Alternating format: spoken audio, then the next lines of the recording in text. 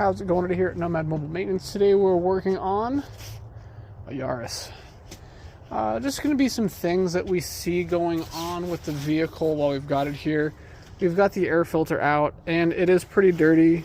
You can't really tell because the ground itself is kind of dark, but if we maybe tap it, I don't know if you can see it on the camera, but she's quite smoky. So I would say that air filter probably is actually in need of replacement. Not often that I'd be willing to say that. Interesting thing about the Yaris is it has a quote-unquote floating shock design. So you can see right there that shock is floating off the shock tower. And that is considered normal. It honestly, I think, leads to a pretty to-be-desired feel for the suspension.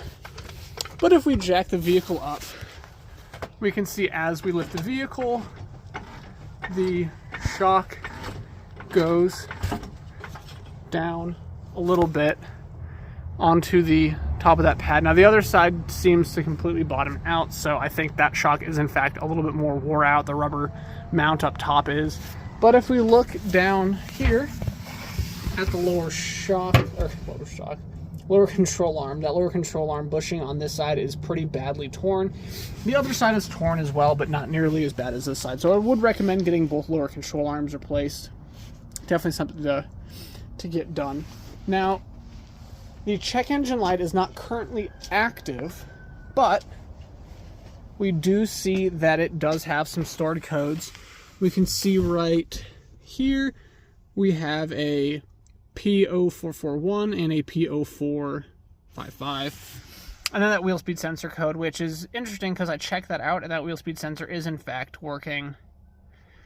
So there's a chance maybe at higher speeds it starts to give out, but at low speeds it does respond.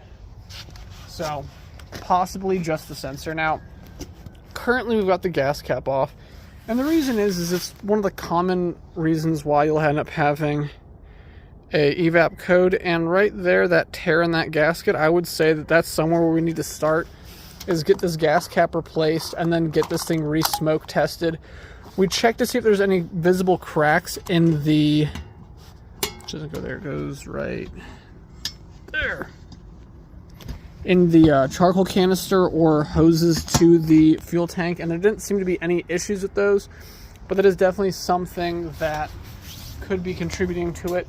We also checked the purge valve, which did not have any vacuum loss through it, so the purge valve seems to be in good working condition. If we look underneath, we can see the oil pan is leaking moderately is what I'd say. It definitely could be worse, and maybe a little bit out of the front cover, but definitely the back of that oil pan does definitely seem to have some fluid loss. If you come around to the back, we do see that this taillight is cracked right here. The bulb is dim compared to the other side, but it does work for both the running lights and the brake lights. The center mount high does not work, so that may just need the bulbs replaced in it. This does have 170,000 miles, so that's not too crazy. And then if you look right there, that shock is leaking. You can see all that oil soaked onto that. And then if you come over to the other side with the flashlight, you can see that one's leaking as well. So I would definitely say that this needs the rear shocks replaced as well. That'll definitely give a lot better feel for the vehicle, as well as getting that right front shock replaced. But that's everything that we're seeing so far. We also see that, I want to say it's the evap line, might have a hole in it as well. I don't see anything, but I'm going to do a little bit more investigating on that just because it's hanging down so low. Maybe it rubbed through just enough in one spot because you hit a pothole or something, so that line may need to be replaced. But other than that, nothing too crazy going on. These are honestly great little vehicles. I have a soft spot for the hatchback versions, but I just like hatchbacks and wagons and boxy-like things. Just, you know, the XB is a cool vehicle. Anyways, yeah, that's what we found so far. The maintenance light is on, check engine light is not on. I did want to mention that. But other than that, everything's looking pretty A-okay.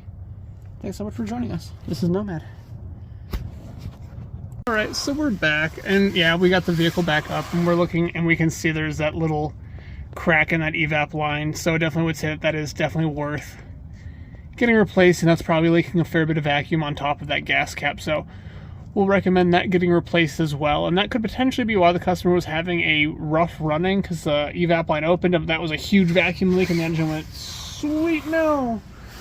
So I think those few things, this thing will be pretty decent to get back together.